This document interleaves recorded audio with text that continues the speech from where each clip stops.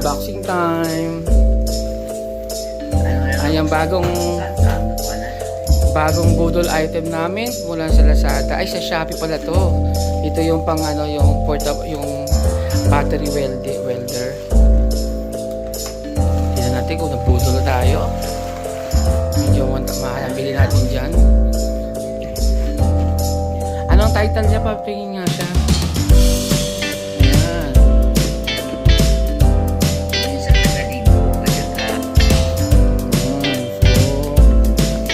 Tapos may free siya. Yung free niya yung ano ba?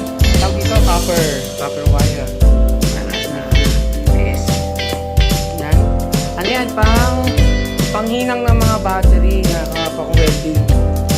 Pang welding siya pero portable battery lang.